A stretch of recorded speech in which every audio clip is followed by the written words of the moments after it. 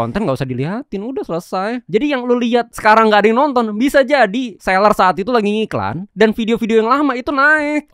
Jadi kalau lu berharap sekarang bakal FYP, ya nggak usah diliatin. Nanti kalau ada momennya, meledak. Kita kasih solusi. Mantan guru honorer per jamnya 20.000, lu tinggalin demi affiliate. Ya iyalah, 1,3 miliar mah. Ya. Harusnya kebalik gak sih, guru-guru yang harus kita hargai? Benar. Harusnya guru-guru tuh per bulan itu minimal UMR yang 5 juta. Zaman sekarang masih ada ternyata 20.000 ya, bro. Masih sih, itu tahun kapan ya? Udah lama banget sih ya. Sekitar mungkin tahun 2015-an itu ya. Sekitar itu. Tapi ya itu kan nothing tulus sih jadinya. Tapi ya nggak bisa bener-bener buat kehidupan. Anggi Setia, mantap. Gue tahu bukan pertama kali di kata affiliate atau makelar dan lain sebagainya ya. Dengan fenomenal yang ada di TikTok, Shopee, itu pertama kalinya gue tahu dari video lu, bro. Yang viral di waktu itu di FYP gue, lu lagi pada nongkrong di Bintaro. Benar. Akhirnya gue samperin tuh. Benar. Habis pulang jogging gue tuh, pakai baju olahraga, gue masuk ke sana malam-malam jam 8 malam ya kalau nggak salah ya. Jadi gue ngeliatin, wah nongkrong di sini apa segala macam, ada Berto, Adli, ada yang ownernya Lenyes siapa namanya? Andi. Terus ada Kemal Mokhtar juga tuh. Benar. Ya kan, peradioan zaman gue dulu tuh, dia punya radio juga tuh. Senior. Iya, teman gue dan siapa banyak lah di situ lah. Waktu itu ya, tentang fenomenal affiliate. Tapi memang gue ngundang lo di sini, kan lo juga bareng-bareng tuh yang 26 afiliator yang ada di... Yang pertama kali ada di podcast Kasih Solusi, afiliator TikTok 26 orang ya berawal dari video dan di follow up Adli. Itu viral tuh. Nih yang thumbnail kayak begini nih. Ya kan? Nah, itu kan gue syuting di ruang tengah. Benar. Akhirnya gue manggil lo detail karena lo dikenal sebagai Bapak Setup Nasional. Bapak Setup Nasional. Jadi cara nge-setup alatnya kita bahas aja, bro ya. Oke, boleh. Siap. Ya kan, soalnya kan banyak orang baru memulai nih, nggak tahu nih setupnya gimana. Dan setup memang menentukan ya, padahal kan nggak perlu setup bagus-bagus. Banyak orang-orang yang mungkin top 40 affiliate, keranjang kuning pada saat live streaming, mereka live-nya di pabrik, di gudang, viral-viral aja, nggak perlu pakai lampu-lampu warna pink sama Tosca kayaknya.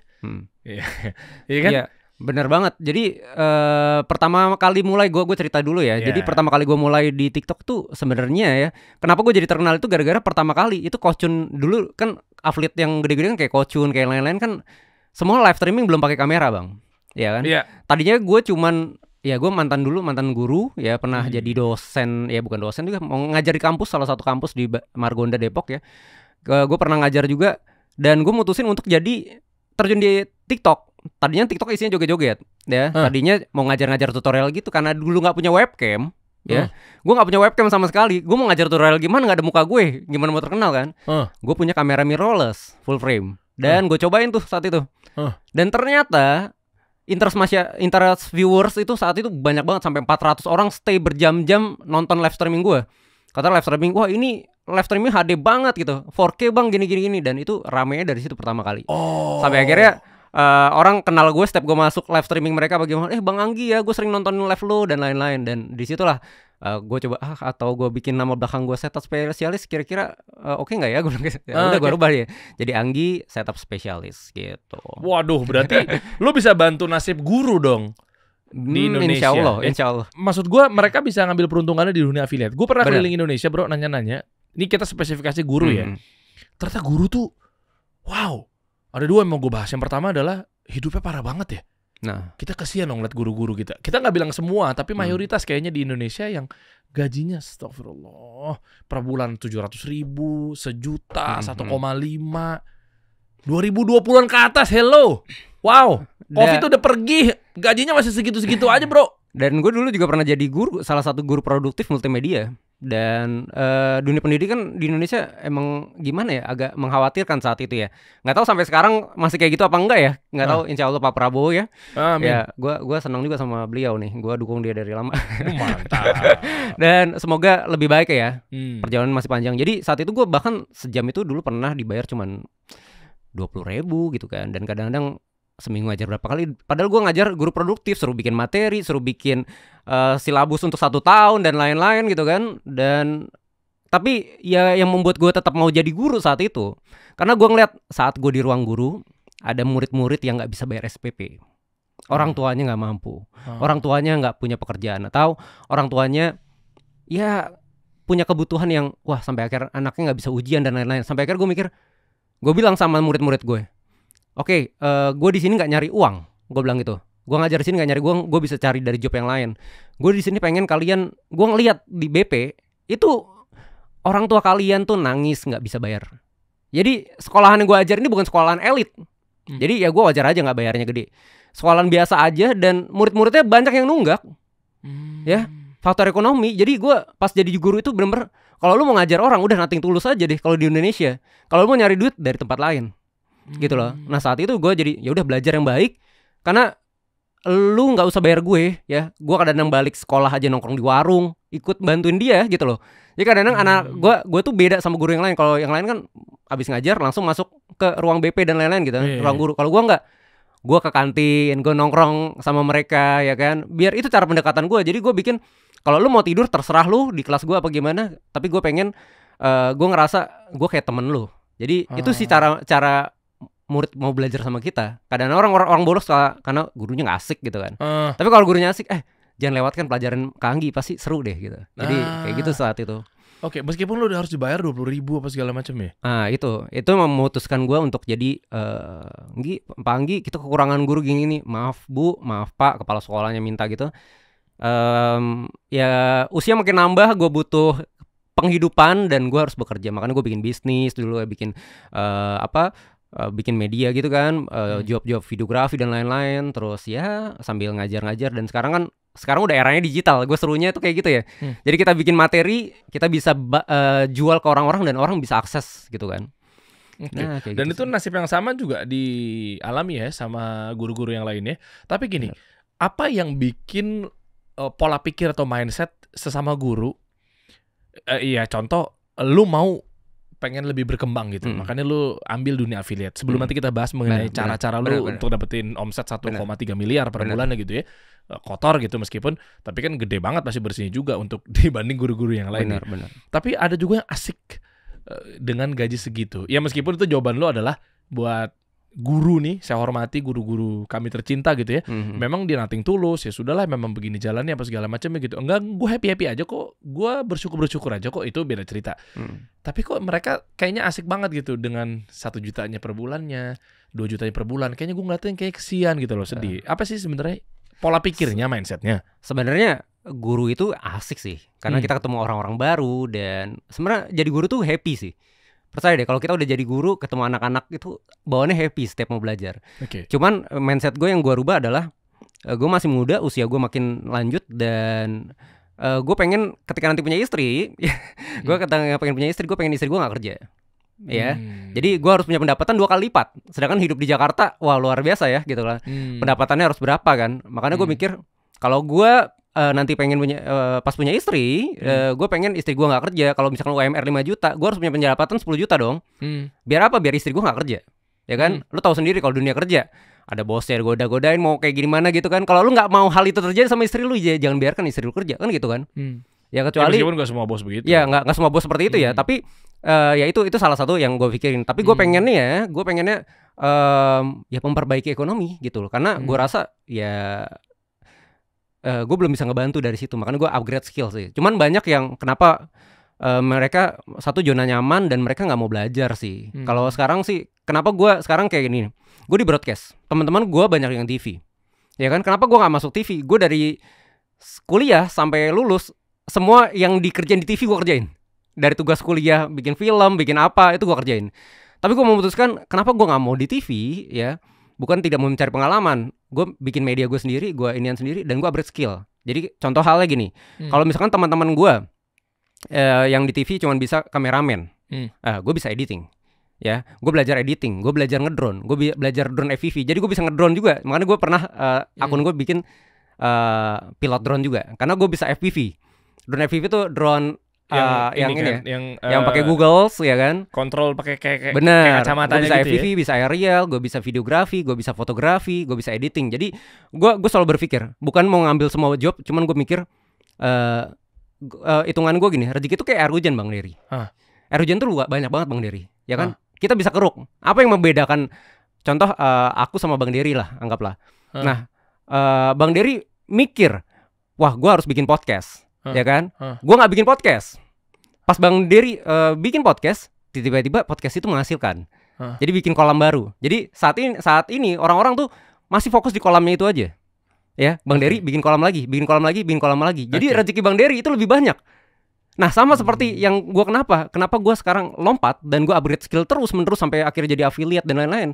Karena gue pikir, oke, kalau orang pengen dapat duit banyak, ya lu upgrade skill. Jangan monoton di situ, ya kan? Kalau lu cuma kameramen, pas dapat job editing nggak bisa dapat, ya kan? Kalau lu cuma editor, pas dapat job kameramen nggak bisa dapat. Ya, kalau lu editor doang, pas ada job drone nggak bisa dapat. Tapi gue bisa semuanya. Jadi ketika lu cuma dapat UMR, gue bisa dapat 10 kali lipat dari UMR. Itu yang gue lakuin. Karena gitu. ada sampingan-sampingan yang lain nih ya, lu bisa jadi freelancer apa segala macam. Bener, belum dari endorsement, ya kan? Nah sampai akhirnya dulu kan gue live streaming di TikTok.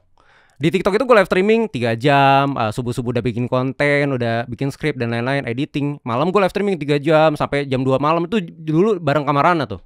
Jadi Kamarana dulu kita satu batch di TikTok. Jadi TikTok tuh ada naungan sebelum kita jadi affiliate resmi di TikTok Shop Tokopedia, ada batch 5 waktu itu. Gue dulu, terus Kamarana masuk. Gue pertama kali pakai kamera, Kamarana belajar, Bang Anggi gimana setting kamera. Dari situ gue Kamarana pakai kamera. Setiap malam kita live streaming sampai jam 2 malam sampai itu kita lakuin itu terus. Terus kita berpikir, apa gue terus seperti ini? Sampai kapan gue harus seperti ini? Kemana-mana harus gue terus. Sampai akhirnya gue memutuskan, kenapa nggak kita bikin studio? Kenapa kita nggak hire orang? Kalau yang kita cari adalah gimana caranya yang tadinya cuma 5 juta kita jadi 10 juta, jadi 20 juta. Kalau kita udah dapetin itu, kenapa kita nggak bagi rezeki? Ya udah kita hire karyawan buat live streaming. Yang tadinya cuma 3 jam malam doang, sekarang 24 jam gue tinggal ke podcast kasih solusi, live gue tetap jalan. Oh, berarti ada timnya loh? Ada. Ada berapa orang sekarang? Studio gue tuh ada 5.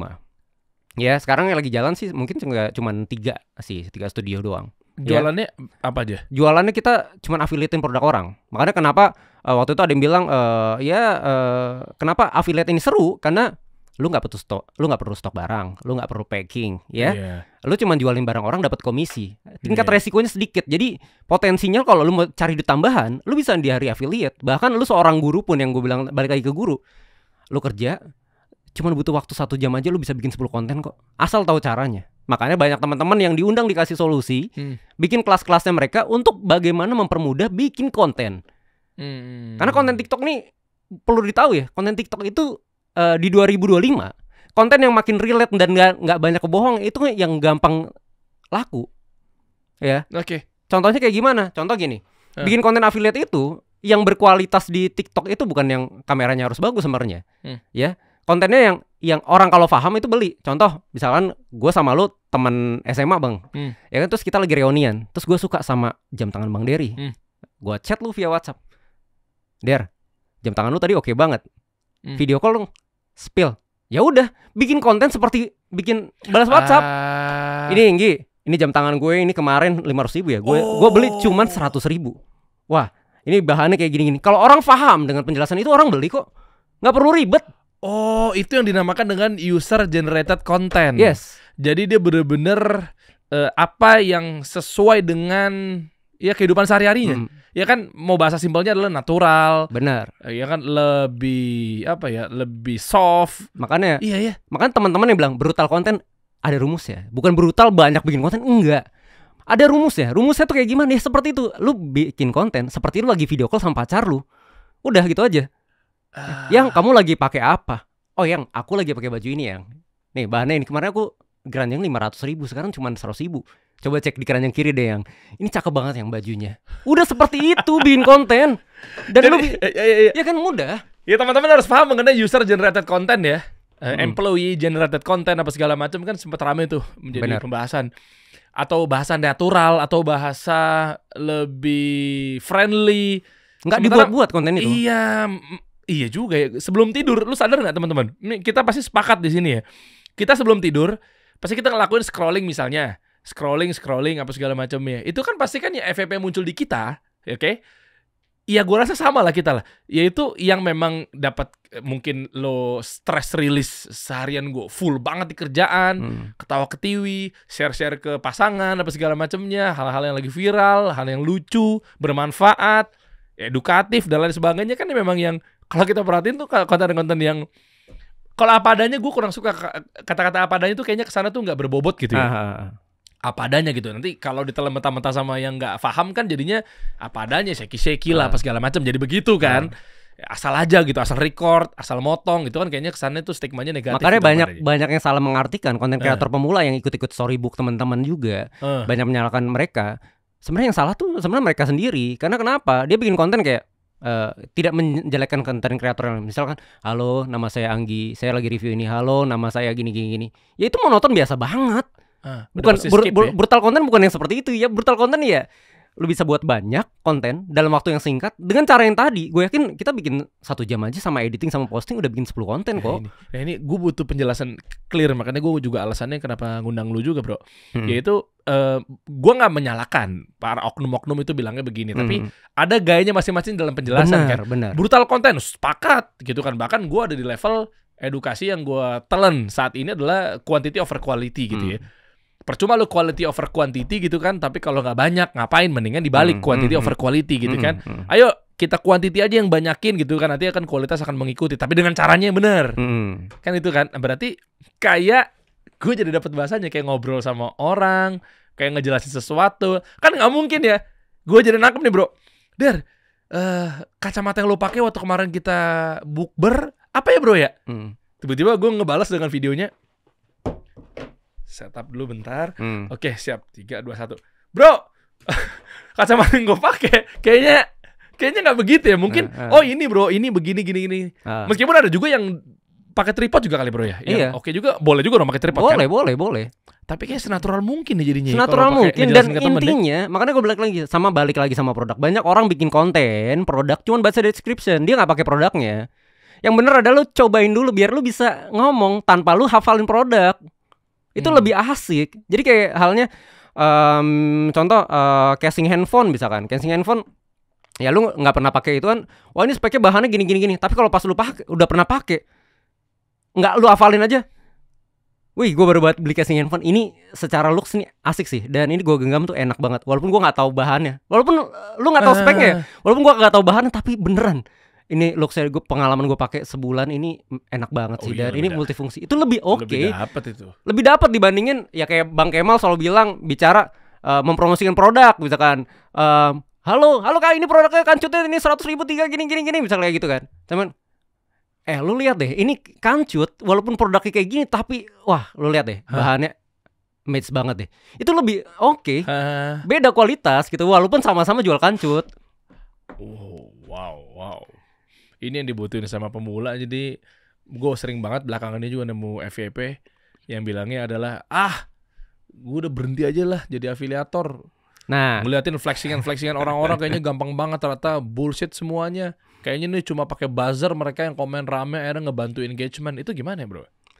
Mereka pada nyoba sekali, 2 kali, 3 kali sampai rame, akhirnya maksudnya banyak kontennya mereka nyerah. Itu kenapa ya? Mereka salahnya di mana? Salah satunya tadi ya. Kalau gue sih, kalau belajar dari teman-teman juga, kalau misalkan kita sampai akhir ngikutin pola-pola yang lain terus tidak berhasil, ya kita tinggal harus lihat juga. Misalkan contoh, gue pernah ya ada di akun gue yang satu lagi yang senang di rumah itu akunnya itu pernah view-nya cuma 1, 0, 1, 2, 8, 0, 1, 2. Itu selama berapa? 34 hari.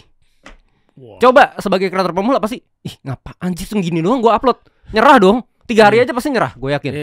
Lo upload isinya segitu doang. Sampai akhirnya gue, wah jangan-jangan kita jangan pakai di situ deh backgroundnya. Jangan-jangan kita ngomongnya yang itu kan host gue yang suruh konten. Jangan ngomongnya kayak live streaming, halo kak aja kan, jangan cepet-cepet kayak gitu. Coba kita rubah. Ternyata pas 35 hari berikutnya balik lagi ke 200, ke 400. Coba saat itu nyerah, udah. Disangka udah kayaknya nggak bagus. Gue ikutin ini nggak bagus ya. Ternyata ada kesalahan, mungkin backgroundnya sama dan lain-lain. Gitu. Gue jadi keinget ya banyak apa ya, banyak satu insight kayak gini deh misalnya, apaan nih afiliator nih gitu kan, susah ternyata, nggak rame views gue. Lah pertanyaan gue, kalau ternyata afiliator nggak rame, berarti di luar sana nggak ada dong jadi afiliator sukses. Berarti kan jangan-jangan kita nggak ngerti polanya. Ternyata rame juga tuh di belakang sana, di depan sana, di kanan kiri dan lain sebagainya. Ya kan makanya tahu polanya, tahu bagaimana membuatnya. Dan dari gue belajar dari TikTok langsung, Ardi juga belajar, dan semua teman-teman edukator Shop Tokopedia yang udah certified karena kayak gue juga. kita belajar. Jadi konten itu kebanyakan orang bikin hook itu selalu di belakang. Apa namanya, bikin call to action di belakang. Bener nggak? Jadi kayak contoh konten edukasi. Kalau lu suka konten ini jangan lupa follow akun ini. Jangan lupa komentar di bawah. Itu kan call to action mereka. Jadi konten kreator pengen lu action setelah nonton video gua ngapain.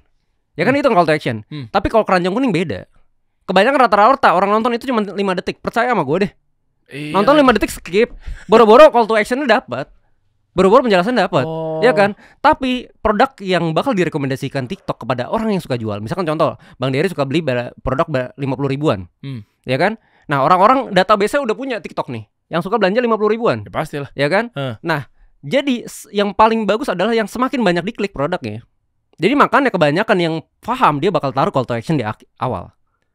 Oke, berarti ini mematahkan stigma bahwa fundamental call to action itu ada di belakang.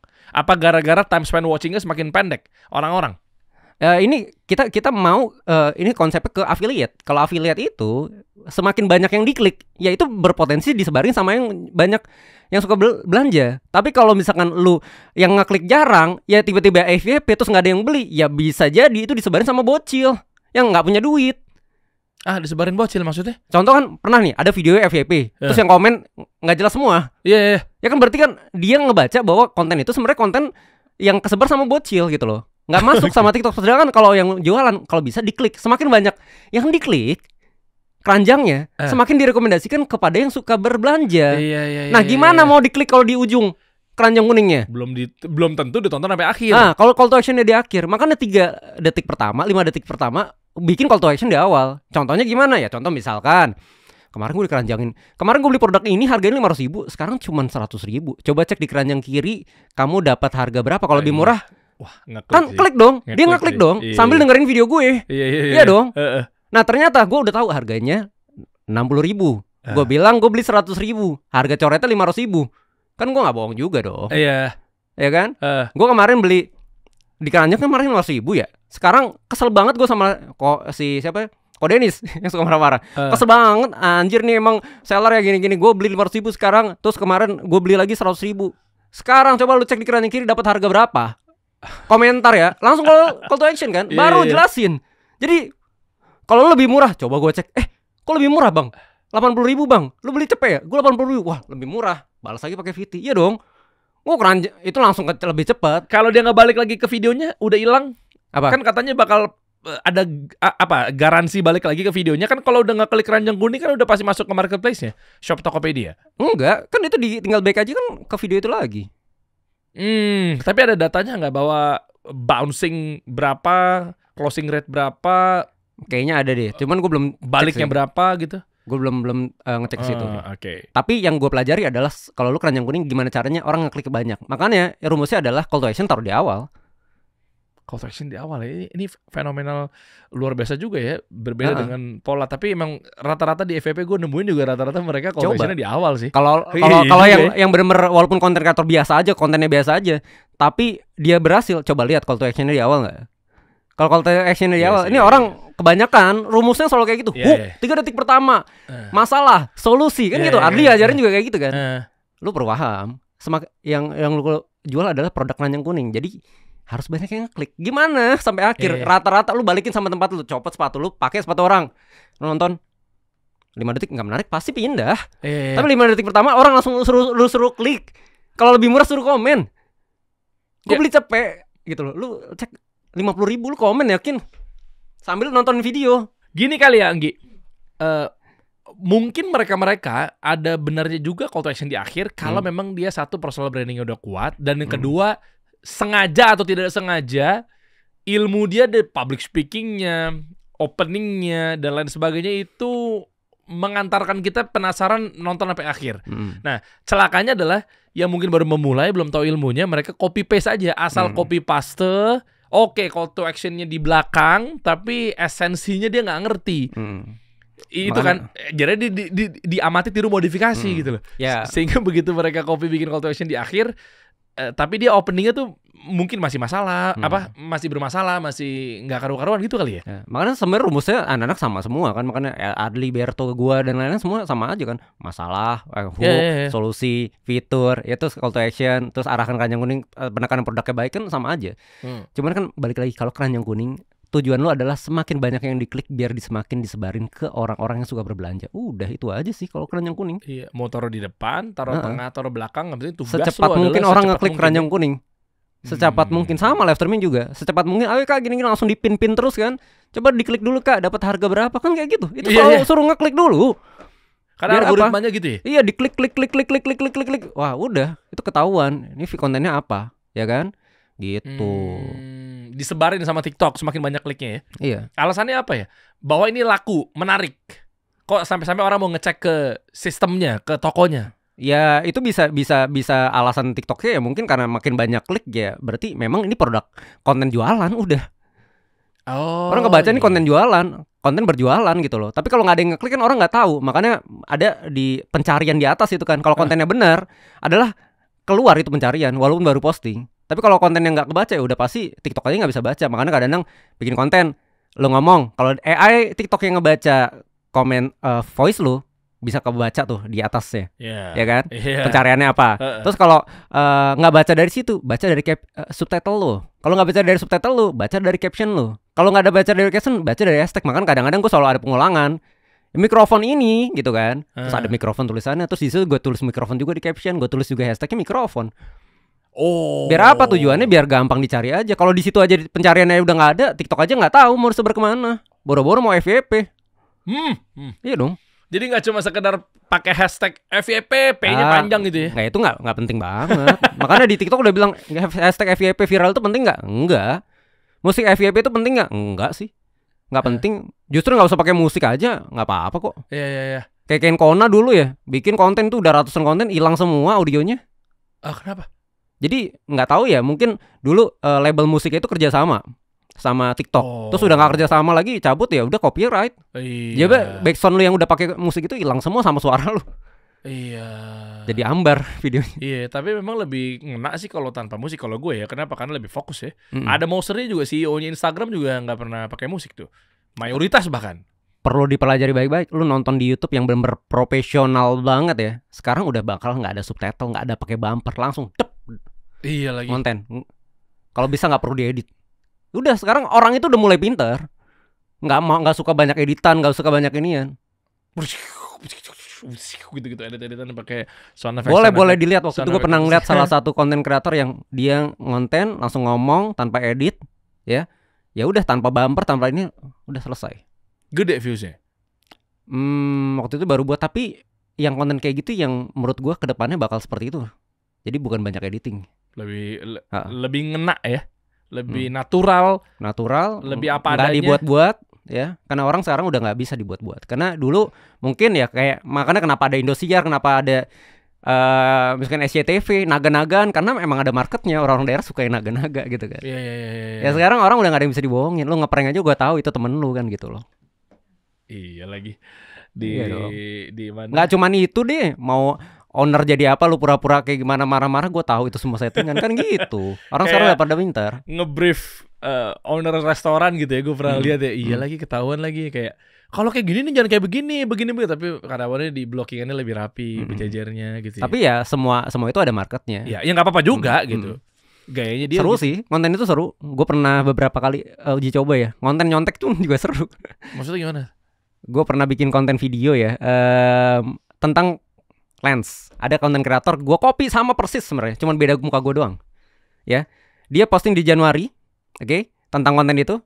Gue buat di bulan baru kemarin ya, sekitar semingguan. Itu view gue sehari langsung 100.000, dia baru 35.000 dari posting Januari. Dan sekarang udah 700.000 view-nya gue. Padahal kontennya sama. Curang dong, plagiat.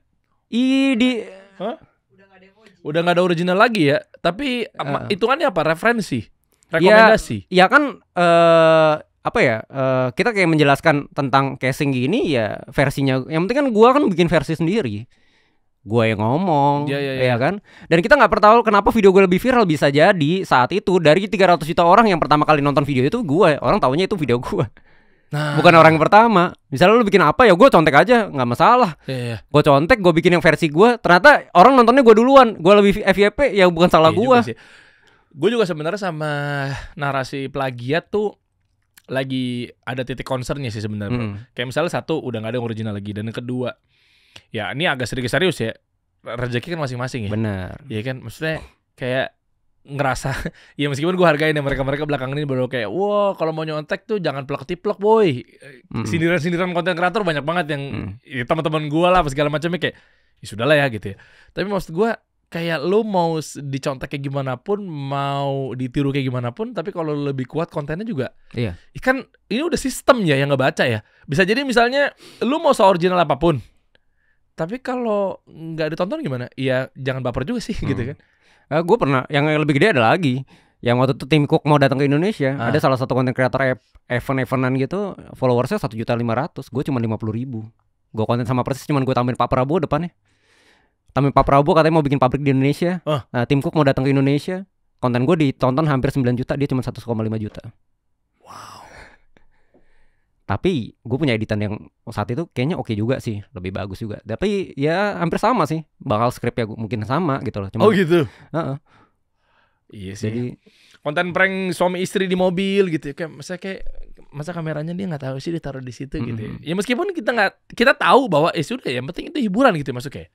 Ya bisa jadi TikTok nih hiburan nih. Makanya kenapa ya nanti kita bakal bahas setup ya. Makanya kenapa sekarang udah banyak yang live streaming, wah visual DJ, jadi live streaming, bung ada naga ada, wah. Dan ini mau follower sedikit yang nonton banyak banget. Jadi memang TikTok ini media sosial yang memang media sosial dan hiburan. Beda sama Shopee.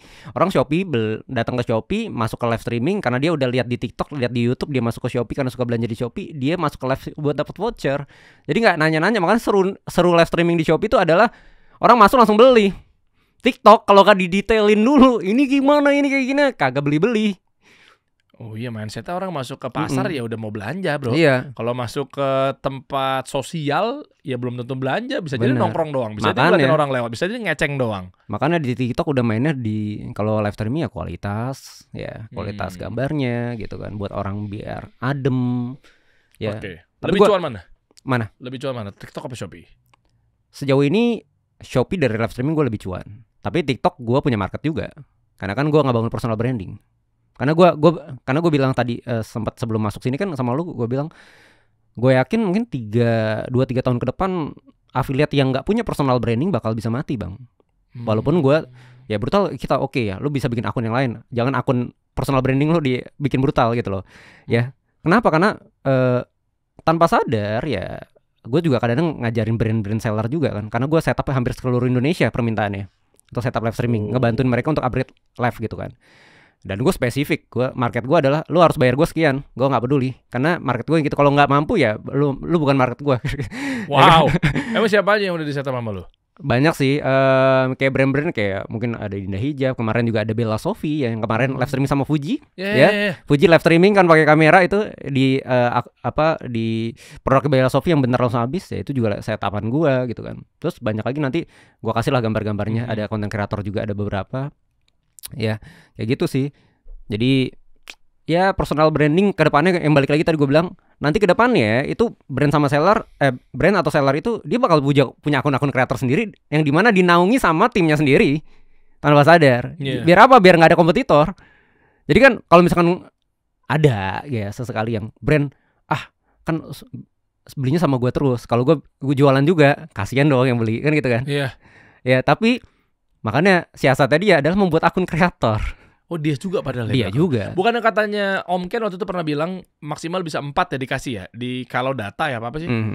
Jadi dikasih jatah 4 akun buat si seller gitu loh, buat dia pakai di luar dari afiliator. Itu gimana sih? Kalau data itu kan salah satu aplikasi yang ini ya, kita bisa riset ya, riset produk dan lain-lain. Ya itu ada sih kan. Kalau data juga ada yang paketan premium yang dimana lu punya akses untuk pencarian kata kunci apa berapa ini, dan itu ada paketannya. Nanti lu cek aja website kalau data deh. Kalau nggak ada diskon 10% tuh nanti gua kasih. Oh gitu ya, di kalodata.com ya. Kayak kemarin tuh ada brand ya bayar sama gue tuh langganan premium itu kan mahal juga tuh kalau data. Jadi kita tuh bisa riset apa aja tuh. Kalau data juga udah keren banget sih. Bahkan kita mana video orangnya FYP, mana yang ini kita bisa skripnya tuh bisa kita buat dibuatin sama kalau data juga. Jadi apa yang dia omongin terus dimodifikasi sama dia dan kita tinggal ambil juga bisa. Oh, kayak ChatGPT. Yes. Oh. Tinggal klik aja kalau datanya, produknya yang FYP mana, yang ngehasilin penjualan mana, dari video yang mana, misalkan contoh siapa videonya, kita klik videonya dan kita bisa script yang diomongin dan kita bisa minta modifikasi yang buat yang lebih menarik. Jadi dari video yang viral dibuatin scriptnya, yaitu pakai website kalau data. Oh. Nah itu brand sama seller atau kreator juga bisa pakai itu. Jadi lu bisa lihat kompetitor. Jadi konten kreator itu nggak cuma konten-konten doang, lu harus cari dulu yang minggu ini lagi tren apa. Lu bisa ikutan. Misalkan contoh Om Ken bisa ngejualin kaos, ya kan, 100 juta sendiri atau 1 miliar sendiri dari kaos itu. Lu bisa ikutan kalau lagi trennya itu. Siapa tahu nanti dari video lu sehari kejual 2 juta, 3 juta itu bisa masuk. Dibandingin cuman ngejualin produk yang lu nggak riset sama sekali. Jadi konten kreator itu nggak cuma konten affiliate yang terkesan sampah pun kelihatannya sampah, tapi kalau dia risetnya bagus, wah, lu bisa kalah. Mungkin pendapatan dia bisa 100 juta sehari bisa. GMV. Kalau ngomongin riset apa segala macamnya atau mungkin konten bisa ngalahin yang berapa ratus juta, miliaran di GMV gitu ya. Tadi juga lu nambahin mengenai naturalnya, softnya gitu kan, nggak kelihatan kayak jualan apa segala macamnya. Itu berarti kan nggak perlu setup ya? Tapi berarti fungsinya adalah lu nyetapin orang itu buat apa yang menjadi daya tarik wajibnya. Kalau setup gue adalah gue kan menspesifik ya. Karena gue selalu berpikir sih sesuatu yang spesifik gue yakin juga bisa ada marketnya, ya kan? Seperti ya masyarakat Indonesia ini ada 300 juta misalkan gitu kan. Itu kan ternyata yang suka yang seller ternyata ada misalkan 6 juta gitu kan. Nah, dari seller 6 juta itu ternyata ada seller yang gue cerita tuh. Ada seller yang masih middle yang pengen jadi seller tapi dia nggak punya stok barang, nggak punya modal cukup, sampai akhirnya dia jadi dropshipper. Ada yang beli, baru dia beliin ke sini, baru dikirim ke customer. Ada yang kayak gitu kan. Nah, ada seller yang memang target gue adalah seller yang memang dia nyari 10 juta bersih sehari itu kecil buat dia. Nah, target gue adalah mereka yang kayaknya udah saatnya gue upgrade kualitas gitu loh. Jadi gue spesifik ke situ. Ya, bukan berarti ini biasa ini yang biasa aja bisa jualan juga kok, bisa GMV gede. Ya kalau lu udah punya duit gede pasti lu bakal pengen percaya diri. Kayak misalkan Kocun dulu ya. 3 bulan sebelum Kocun pakai kamera yang dia bilang 100 juta sendiri, peralatan live streamingnya dia, kameranya dia pakai Sony A74 gitu kan, belum lensa G-Masternya, belum lightingnya dan lain-lain. Dia bilang 100 juta sendiri ya kan kamera dia. 3 bulan Kosnya masih jualan iPhone yang GMV-nya bisa 40 miliar gitu kan. Sehari doang saat itu kan live streaming. Dia aja cuma pakai handphone. Sampai akhirnya dia punya rasa dong, gile pendapatan gue miliaran, kok live gue lebih jelek dibanding dia yang masih biasa. Jadi udah mainnya di rasanya dia tuh, gue harus upgrade dong. Gue gak mau malu dong. Gue gak mau kalah saing. Gue pengen kelihatan gue yang lebih premium dibanding dia. Nah, target gue adalah orang-orang yang gue udah layak untuk upgrade ke kualitas yang jauh lebih baik. Berarti kalau baru mulai nggak perlu setup yang oke banget? Nggak perlu sih. Nggak perlu ya? Lu main aja personal branding dulu sih. Lu konten dulu sampai akhir. Seperti gue. Sekarang gue datang ke sini kapanpun itu gue bisa, ya kan? Tanpa ke kantor, karena gue tetap jalan kayak Bang Sabar gitu kan. Punya studio banyak. Gue kesini aja live streaming 24 jam juga masih tetap live. Di akun lo? Akun Anggi Setia di Shopee. Oh, coba buka dong. Nih sembari kalau teman-teman misalnya pengen tahu, pengen belajar. Dan kalau live itu juga bisa dicontek nggak dalam tanda kutip?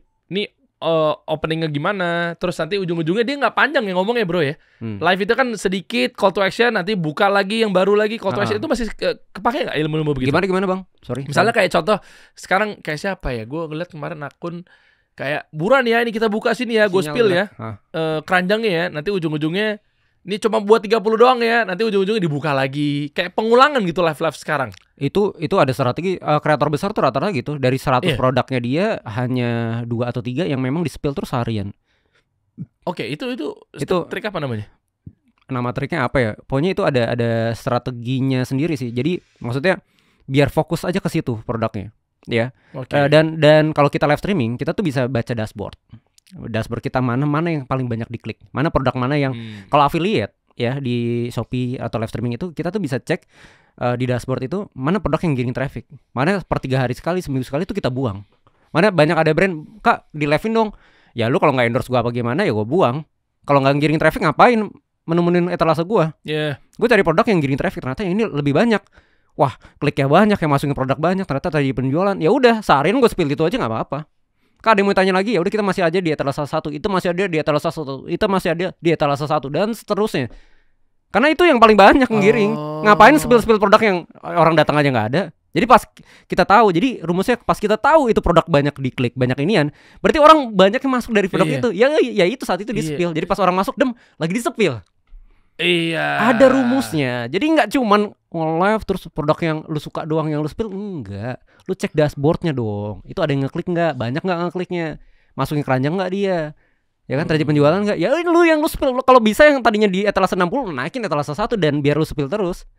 Karena saat itu memang itu yang lagi rame. Banyak orang buru-buru inovasi ya. Ya udah coba kita yang ini, sementara di mana yang paling tinggi adalah produk yang lagi winning yang itu tuh, misalnya nomor 1 gitu ya. Benar. Akhirnya dia coba mencari peruntungan, coba dia ke 20 ya, nggak salah sih, memang daripada lu dead stock, tapi fokusin dulu di sini ya, ujung-ujungnya kan cuan juga. Kalau stoknya habis gimana? Nggak bisa lagi di up dong berarti kan? Kalau stoknya habis ya mau gimana dia up. Itu ya kekurangannya kayak gitu sih. Dan affiliate ya cuma dapetin dengan segi komisinya itu sih. Makanya kadang-kadang ya kalau lu masih bisa dapat kesempatan buat affiliate yang minim, kan gue balik lagi, affiliate tuh minim modal. Lu bisa lakukan ini tanpa lu punya modal. Lu punya pekerjaan, lu bisa lakukan itu. Lu sisihin aja waktu sehari, sejam dalam waktu sehari, masa nggak bisa sih? Ya kan, lu balik kerja masih main Mobile Legends, kenapa 1 jam nggak bisa bikin konten gitu loh? Iya kan? Dan lu konsisten aja, nggak usah konten, nggak usah dilihatin, udah selesai. Kita nggak tahu rezeki Allah kasihnya di mana.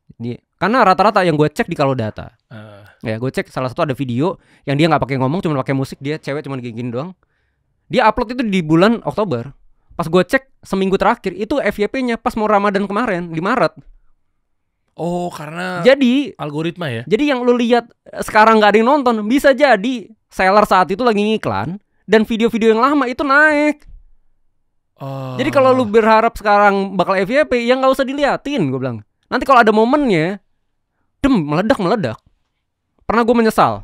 Satu ada produk apa yang namanya Soundcore apa gitu ya. Itu gue gak bikinin konten, gue lupa waktu itu ya. Pas 3 bulan kemudian FYP. Sampai akhirnya Safrico bisa ngejual 100 juta sehari doang dari satu video. Wah, kecolongan nih. Kecolongan. Jadi kalau ada produk buat aja dulu. Gak peduli FYP apa enggak. Kita gak tahu 3 bulan kemudian, 2 bulan kemudian. Ini ilmu-ilmu begini sebenarnya kalau dibahas di podcast tuh sampai Ramadan 3 tahun lagi ya, panjang banget. Bener. Ya sebenarnya kita ngefasilitasin buat teman-teman semua, apalagi kita punya klub bro. Jadi afiliator aja kita rangkul menjadi sebuah klub gitu, apalagi klub-klub pengusaha yang lainnya gitu ya. Jadi kita nih bareng-bareng bisa sama-sama belajar teman-teman yang lagi nonton sekarang ya. Kita punya namanya Kasih Solusi Bisnis Club. Jadi kita akan bongkar gimana caranya rahasia buat para pengusaha kecil dan lain sebagainya ini tembus omsetnya 1 miliar tanpa harus drama kelola keuangan. Biasanya kan kalau keuangan ini kan drama nih. Ini kan cash flow, arus kasnya negatif apa segala macamnya, itu kan kadang babak belur. Terutama buat para seller ya. Ini buat brand owner atau seller ini wajib nih. Perhatikan baik-baik. Kalau lu merasa bahwa lu satu-satunya atau mungkin salah satunya penopang ekonomi keluarga, yang akhirnya lu bisa punya banyak waktu buat keluarga lo, ini camkan baik-baik. Apalagi kita nih Kasih Solusi banyak gandengan sama orang-orang hebat, Anggi atau mungkin afiliator yang lainnya atau para pengusaha atau pejabat yang memang udah sukses di bidangnya. Jadi tanggal Mei gue ngajak lo teman-teman ikutan gerakan ini, gerakan untuk membantu dan mendongkrak ekonomi kita pribadi di rumah masing-masing. Nah, kapan? 3 Mei 2025. Catat ya, 3 Mei 2025 jam 9 sampai jam 5 sore. Seharian tuh dari pagi sampai sore, bro. Di Alof Hotel Wahid Hashim, Jakarta. Jadi di sana ada saya pribadi, saya akan share pengalaman saya gimana caranya saya bisa bawa Kasih Solusi ini. Alhamdulillah dipercaya sama Om Deddy Kobuzier dan lain sebagainya. Orang-orang hebat juga bisa membersamai saya untuk duduk di sini. Ini kan bekas bokongnya para pejabat lah, uset deh. Pak Prabowo belum. Saya lagi upaya ya. Bentar ya. Oh, video call beliau. Enggak. Langsung ya minta diundang ya. Segitunya juga kayak power saya ya. Bisa foto juga kan sama beliau. Iya. Padahal rumah gue deket sama Pak Prabowo. Oh gitu. Belum pernah foto ya? Belum kan. Oh, saya udah foto. Ajak-ajak gue nanti deh. Salaman sama beliau ya. Nah, saya akan sharing lah gimana caranya bangun brand yang alhamdulillah sudah di-approve sama pakar branding 50 tahun Pak Abi. Oke. Karena memang saya murid beliau gitu ya, saya akan sharing bagaimana cara saya ngebangun Kasih Solusi ini. Pengalaman saya 20 tahun di dunia media branding gitu ya. Ada juga partner saya juga, shareholder juga. Bukan Deddy Kobuzier, bukan Khalid Bakadam, kali ini ada Renat Fuad juga nih akan sharing. Ya kan, Renat juga belakangan ini juga lagi fokus juga bantuin ngebuka mindset teman-teman semua ketika dicemooh sama rekan atau partnernya dan lain sebagainya, itu kita akan kupas di situ. Dan juga ada orang yang pernah ngebantuin dari sisi keuangannya teman-teman semua, dia pernah duduk sini juga. Yosia Sugialam. Wah, ini akan ngajarin lo gimana caranya ngelola keuangan dan juga mencatat arus kas nih secara positif. Karena yang namanya matriks keuangan itu kan ada profit, loss, defisit, surplus. Percuma lo profit tapi lo nggak punya cash atau defisit. Nah, dia bisa bantu kita juga nih. Gimana caranya lo tuh mungkin lagi keadaan agak merugi, tapi yang penting punya cash, karena cash adalah rajanya. Cash is king. Nah, dikasih tahu tuh, nggak apa-apa agak-agak rugi amat, bukan berarti membenarkan ya, rugi-rugi amat, tapi lu bisa pertahanin cash lu tetap positif. Detail, bertiga kita akan sharing sama teman-teman semua yang merasa memiliki klub ini milik semua pengusaha. Silakan Kasih Solusi Bisnis Club. Informasi daftarnya gimana caranya, klik aja di bawah. Tuh ada, lu tinggal scan aja atau QR kita munculin ya di sini ya. Lu tinggal scan aja. Nah, klub-klub kayak begini butuh dibina juga nih, Bro, sama lu ya, sama afiliator yang lainnya. Kita bareng-bareng lah. Mana gue siap berkontribusi sih. Ayo dong ya. Afiliator kita kumpulin lagi, Benar. bikin di Kasih Solusi Bisnis Club juga gitu kan. Lu daftar aja mendingan di bawah deh teman-teman semua. Ya, lu bisa daftar tuh guys di bawah tuh. Iya, dan lu ada nggak sih, Bro, kayak keseharian lu, misalnya digital produk lu bisa ditonton rekaman, ada nggak sih? Kita munculin aja di deskripsi di bawah. Nah, oke, boleh ya teman-teman. Sebenarnya gue juga ini ya, selain gue bantuin untuk konsultasi seputar setup live streaming untuk jadi upgrade lebih baik ya, dari mau live fashion, mau live jualan ya, yang sekarang lagi rame juga live visual DJ yang live performance, live video clip. Jadi lu nge-live udah langsung seperti kayak di editing gitu loh. Nah itu gue buat juga nanti ini video ini nih, misalnya video ini gue tunjukin deh.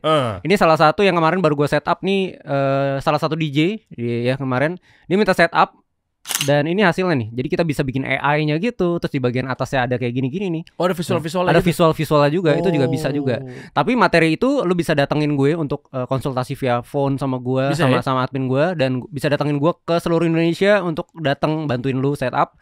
Ada juga yang materi online-nya lu juga bisa, kita ada grup juga diskusi dua arah untuk setup itu. Nanti tutorial gue ajarin tuh dari cara settingnya, dari cara itunya, itu juga ada tuh. Jadi ada di bawah lah. Oke, ini ada 2 link berarti ya teman-teman ya. Nanti kita bantu taruh di deskripsi di bawah. Yang pertama adalah untuk konsultasi buat setup, karena setupnya dia ini udah ditongolin sama atau dipakai sama Fuji nih berarti nih. Ya, Fuji kan ya sama siapa, Bella Sophie saat itu mungkin endorsement Fuji apa gimana, tapi live di akun yang Fuji juga dari setupan gue itu kemarin. Iya kan, nah makanya banyak lah Anggi ini bantu setup buat para konten kreator apa segala macamnya. Atau sekarang banyak juga business owner yang ngambil peruntungannya bikin studio-studio banyak yang ujung-ujungnya digunakan oleh para afiliator atau mungkin timnya internalnya, konten kreatornya gitu kan. Nah itu kan juga banyak, Bro. Bener. Banyak yang bikin video tuh studio-studio tuh sampai lebih dari 5, lebih dari 10, Bro. Banyak. Ada yang 24 kayak kemarin si Mami Wulan ya kan. Terus ada lagi banyak banget sih. Nah, banyak tuh ya. Nah, tuh linknya ada di bawah teman-teman semua, oke? Nah, kalau untuk yang video rekaman apa segala macamnya, untuk gimana caranya menjadi afiliator, ada lagi yang satu lagi. Lu baca aja keterangannya di bawah tuh, linknya udah gue siapin dua-duanya. Benar. Gila ya. Coba mana Shopee live lo tuh? Shopee-nya mana sih? Shopee live streaming. Ini punya lu, Bro. Nah, ini live shopping. Ya ini lagi berantakan. Banget ini visualnya ya. Belakangnya lampu hijau gitu ya. Itu ada beberapa lampu tembak gitu. Ya ini agak berantakan ya, biasa setiap minggu kita beresin nih. Nanti gua kasih video. Berantakan apanya sih? Oh, ininya barang-barang. Penempatannya sih. Kayak gini. Biasa juga ada banner nih, belum dikasih banner juga. Banner tuh berarti pakai kayak software gitu ya? Kita bikin pakai masuk ke software, kayak semacam OBS atau apa segala macam ya. Nah, ini 24 jam live streaming. Kemarin 200. Kamera apa sih, Bro? Gue pakai kamera Sony sih. Pakai kamera Sony. Gue ada paketan kamera yang second murah gitu juga ya, buat teman-teman yang punya budget middle. Itu gue jual 6,5 juta. Tapi gue saran sih ambil yang baru juga sih, lebih oke juga. Bisa pakai 6400 atau ZV-E10. Itu si Cohen, si Kamseng itu beli kamera sama gue semua itu. Ya, berapaan budgetnya? Itu ZV-E10 tuh harganya 10 jutaan kalau nggak salah deh. Ya barunya. Ya. Saya kamera apaan sih yang saya mau beli aja, cekot-cekot aja bro. Apa-apa, Gue nggak tahu. Gue nggak tahu. Sony apa saya? Gue lagi nge-setup juga sih. Sebenarnya kebutuhannya buat mungkin Zoom, mungkin gue lagi produksi buat produk digital gue gitu kan. Karena memang ya alhamdulillah permintaannya dahsyat banget kan. Bang, gue pengen nontonin lu tuh. Lu live mah suka-suka lu. Iya, gue live suka-suka gue. Ya gue selalu memposisikan kan para mahasiswa saya gitu ya. Ya ikutin aja, mantengin kalau gue makannya muncul di notifikasi, lu klik aja. Edukasi, gue gak ada keranjang kuning. Memang gue doyan ngajar aja gitu ya. Ya belakangan lagi sibuk banget. Bang, gimana sih bang, lu jarang live. DM gue di TikTok tuh dahsyat tuh. Waduh, ribuan bro. Kok gak live lagi bang? Gue terakhir live kayaknya 2 bulan lalu atau 3 bulan lalu gitu. Nah maksud gue mendingan mereka nonton aja deh di rekaman gitu. Gue luangin waktu gue seharian.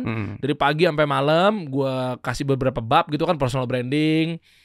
Lo upload di YouTube juga gak sih tentang itu? Enggak bro. Gue se-eksklusif itu.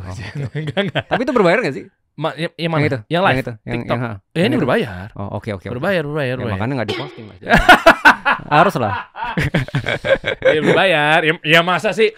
Kalau lo misalnya apa ya? Gue tahu buat para pemilik brand atau pengusaha ini kan, gue nggak bilang mereka nggak mampu ya. Mungkin mereka bukan masalah uangnya, tapi lebih kepada kenyamanannya gitu ya. Nah kalau gue biasanya kan gue ngambil di korporasi bro. Benar. Gue bantuin kemarin gue ya mereka konseling lah, apa namanya, butuh gue konsultasi apa segala macam kayak Indomaret, Kalbe Nutrition gitu, nutrisional ya, Kalbe Nutrisional yang ada pokoknya Hydro Coco apa segala macam. Klien gue korporasi biasanya bro, Astra, Honda gitu-gitu. Gue datang ke kantor mereka. Benar.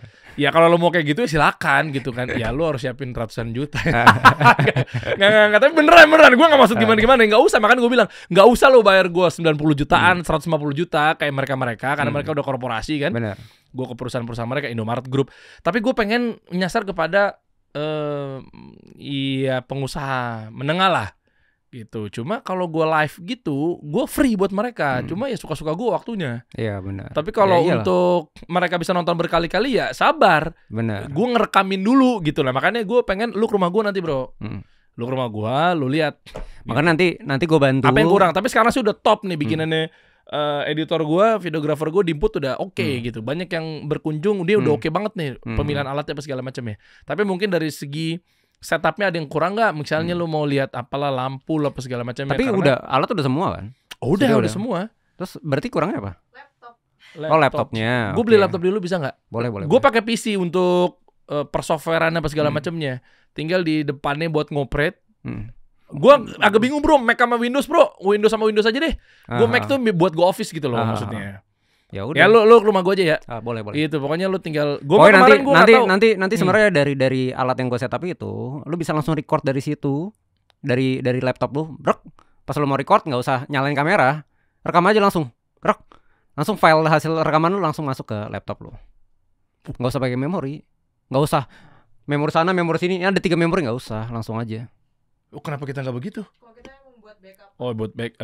Iya. Ada kalau kebutuhan tapi ya balik lagi, kalau pakai memori ya jauh lebih bagus kualitasnya. Tapi kalau ya sekedar cuman zoom dan yang penting juga tetap bisa bagus, itu paling praktis sebenarnya. Makanya kenapa gue bikin kemarin pakai switcher terus gini, biar gue kalau ngonten ya kayak Hendra Sutio kan kadang ngonten sekarang udah pakai Yolo Box gitu kan. Jadi tinggal jadi guys gini langsung pas review pindah ke kamera ini. Jadi editor tinggal kasih subtitle. Iya. Iya betul. Nah, gue ada switcher juga. Udah di setupin ada switchernya apa segala macamnya, tinggal go sih sebenarnya sih gue. Cuma lu lihat lagi deh untuk masalah lampu. Karena emang dari awal tim gue nggak ini lampu, lebih ke hardware dan software gitu lah. Sama satu lagi laptop buat operate ya. Gue tuh pisahin bro, mana-mana yang gue bawa ke kantor. Ini gue sambil curhat ya. Nggak apa-apa. Konseling langsung secara jarang-jarang gue konseling di sini ya. Kan lu kan juga terima jasa setup juga kan. Iya. Pokoknya gue pengen pisahin. Gue tuh orangnya nggak mau ribet. Yang ini ada di sini. Kayak gue kenapa ada kamera, beli lagi kamera yang sama gitu. Karena kamera yang gue buat sehari-hari yang dibawa sama videografer personal gue itu sendiri. Makanya gue harus beli kamera lagi untuk dalam setup. Jadi nggak perlu copot pasang gitu loh. Benar. Laptop yang gue bawa MacBook sehari-hari, tapi gue mau bawa setup juga, bedain lagi. Jadi gue setiap masuk ruangan itu udah ada, nggak perlu colok pasang. Bener. Rempong gitu loh bro. Nanti lu lihat aja ya. Boleh. Kalau teman-teman pengen setupnya samaan sama kayak gue nih, bikinannya Anggi, lu coba cek aja di bawah ya. Nanti detail semuanya dibantu sama Anggi lah. Pokoknya lo tinggal bilang aja dapat videonya dari kasih solusi. Lo kasih special rate dong buat mereka ya. Oke, nextnya mau ngapain bro? Shopee mau lo kencengin apa TikTok? Shopee sepertinya ya? Kalau Shopee sih tetap ya itu kayak passive income gue sih sebenarnya. Ya, jadi sombong banget nih anaknya. Passive income ya. Jadi maksudnya iya, soalnya tanpa gue hadir di situ semua itu bisa berjalan. Nah, yang pengen dibikin bisnis kan sebenarnya kayak gitu, Bang. Jadi gue bisa fokus ke yang lain. Kalau gue masih terus live streaming dan gue ngonten itu sendiri, ya gue nggak bisa expand gue harus ngapain ke depannya. Nyari host ribet nggak? Sebenarnya sulit sih nyari host karena kan dia punya spesifikasi ditambah UMR Jakarta juga kan. Kita harus nyesuaiin juga sih Bang. Sesuai dengan kemampuan. Soalnya kita kan bukan bisnis yang memang sudah langsung besar dan harus wajib UMR gitu kan. Kadang diwajibin UMR ya tergantung lagi balik sama kemampuan dari setiap pelaku usahanya gitu loh ya kan. Kayak gitu. Ya nyari host tuh sulit sih Bang menurut gue. Kadang-kadang ada yang baru sebulan langsung cabut, ada yang ini yang nggak tahu sih. Tapi balik lagi sih. Oke, budget berapa? Apa? Budget host itu enggak budget semua setup. Budget berapa sih? Ini belum ke-spill dari tadi nih. Budget setup sih biasanya kalau gua konsul ya. Konsul gua range itu dari kalau datang ke lokasi itu 3,5 juta. Bisa lebih itu tergantung kalau transport dan lain-lain. Oke. Itu untuk datang ke lokasi. Jadi kenapa gua jual jasa datang ke lokasi? Karena banyak brand owner yang tidak mau ribet. Dia punya duit udah dibandingin gua gaji orang UMR belum terlalu ngerti, videographer belum tentu ngerti setup. Belum tentu ngerti live streaming ya kan. Ujung-ujungnya nggak bisa beli alat nggak kepake Bang. Banyak kasus kayak gitu. Sampai akhirnya udah datang aja Bang Anggi, ya udah lu bayar gue sekian, dah lu datangin, lu kumpulin semua orang-orang lu, gue ajarin semua. Ya misalnya siapa temen lu mau 100 orang 10 orang lu datengin, terserah lu mau rekam video, gue ajarin. Pokoknya 1 jam pertama gue setup, 1 jam berikutnya adalah gue ajarin dari nol. Nih step by stepnya pakai bahasa yang paling gampang dimengerti. Gitu loh. Abis itu ya udah, ya lu udah dapetin fasilitas yang wah lu bakal puas banget. Dari alat lu nggak usah mesen, gua bisa pesenin juga, bisa gua datang sama sekaligus bawa alat sesuai semuanya. Setting akun juga, setting akun Shopee, setting akun TikTok semuanya. Setting akun, kalau setting akun mah mereka kan nggak ngerti takutnya. Kalau yang kuning apa segala macam gitu lagi live bro. Kayak baru-baru pemula. Oh, kalau pemula rata-rata ya range gue ini sebenarnya rata-rata memang dia pemula, tapi nggak pemula banget sebenarnya. Enggak, dia punya uang nih, investor atau business owner gitu. Misalnya kayak gue nih. Oke. Misalnya kayak gue nih. Ya udah deh gue nggak mau repot deh. Ya kan sekian gitu. Tapi kan bangun akun dari nol, Bro. Gimana coba? Kayak siapa, ada nggak pengalaman? Yang pabrik mana ya? Pabrik apa? Seragen. Dari nol banget misalnya. Ini kita bagi level deh, ada dari nol banget atau ya ini dua nih terakhir ya sebelum gue tutup ya. Ada yang dari nol banget. Terserah lo mau nanti kasih tambahan insight mengenai VT-VT-nya juga harus diposting. Kemarin ada sih. Ada orang kerja di Jepang, terus dia sebenarnya dia punya pabrik di daerah Seragen. Pabrik apa ya, batik gitu ya. Nah, dia telepon gue mau konsultasi sebelum dia balik ke Indonesia. Dia pengen banget ya itu tahu memilih timnya kayak gimana, terus bagaimana membuat konten, bagaimana yang harus diperbuat, karena dia mau terjun dulu ke situ sebelum dia balik lagi ke Jepang, karena dia pengen banget meninggalkan Jepang dan fokus di Indonesia, kayak gitu loh. Makanya kemarin dia ngontak gue pikir mau setup, ternyata dia mau, saya mau mulai dari nol mas, bagaimana saya nge-create tim, apa yang harus saya lakukan, terus bagaimana memilih timnya, terus bagaimana ya bikin mind mappingnya gimana gitu kan. Kemarin kayak gitu sih, itu baru banget sih pengalaman gue, terus oke, boleh mas gitu loh. Kenapa enggak juga? Udah ada penjualan? Penjualan belum, kan dia belum, baru kemarin baru kontak sih, baru kontak. Ya. Baru kita mau coba tes uji coba, ya dia minta kita kalau kita bisa bantu kenapa enggak sih. Gitu. Satu studio berarti mungkin kalau sama semuanya 30-an, 50-an. Ya kalau yang, makanya gue balik lagi ya, yang mahal itu gue selalu bilang, bang konsultasi berapa jasanya, berapa harganya, paket lengkap. Gue nggak pernah bisa pastikan itu, karena pertanyaan gue, nama lu siapa? Nama brandnya apa? Lo live streaming mau di mana? TikTok atau Shopee? Oke. Terus lo punya alat apa aja? Setelah udah punya alat apa aja, itu pertanyaan gue, baru gue bisa breakdown. Oke. Nah, berarti contoh live-nya kayak gini. Gue breakdown tuh, contoh live-nya kayak gini. Dia pakai lightingnya ini, ininya kayak gini, ininya kayak gini, ini budgetnya sekian. Dan lu kalau misalkan lu bilang mahal, mahal gini, boleh beli sendiri kok. Itu di marketplace juga banyak kok. Lu jasanya ya? Gue jual jasa. Jadi kalau lu bilang mahal, bukan gue yang bikin mahal, karena emang alat itu segitu harganya. Iya. Gitu loh. Dan gue bilang kayak kemarin Bang Adli juga beli, terus sampai akhirnya nyesel karena kan ngelihat influencer salah dibalikin, dan dia bayar Gak apa-apa bang, ini kelihatannya kayak 2 kali lipat lebih mahal bang. Tapi kamera kalau nggak lo pakai lo bisa buat konten bang. Laptop nggak bisa lo nggak jadi lo buat live streaming, bisa buat lo pakai bang. Semuanya bermanfaat dibanding yang kemarin. Itu semua dari satu device. Oh itu yang katanya bisa kameranya bisa live streaming juga. Emang jelek ya? Ya gue nggak bisa. Ya itu pengalaman teman-teman ya. Teman-teman komen. Gue nanya aja, maksudnya emang jelek. Ya gue nggak tahu kenapa ya, gue pernah pakai itu barangnya, makanya gue tipikal orang yang kalau gue dapat barang gue review dulu, kalau gue menurut gue nggak cocok, ya gue nggak bakal kontenin juga, karena gue takut nih, karena rata-rata orang beli di live streaming gue, beli di konten gue, terus ujungnya nyari gue bang, gue belinya di lu bang, tuh lampunya mati, abis gue juga. Ya udah kalau mau tahu detailnya langsung buka Angga Setia 77.000 bos, followersnya di TikTok berapa sih lo bro? Ini TikTok ya? Ini Instagram. Nah, TikTok ini 72.000. Detailnya di sini semua ya, Anggi Setia. Tentunya dia juga akan setia nge-setupin apa yang lo mau gitu ya. Nah, tadi yang DJ tuh ada di bawah tuh tadi. Pokoknya detail lo lihat aja sini. Detail lihat situ lah. Siap. Kalau pengen tahu jasanya atau mungkin video rekamannya, cara latihannya apa segala macamnya, ilmu-ilmunya seputar affiliate ada di bawah. Lo tinggal klik aja di situ, bro. Oke. Alright, bro. Thank you ya. Nanti update lagi ya. Kita kasih solusi.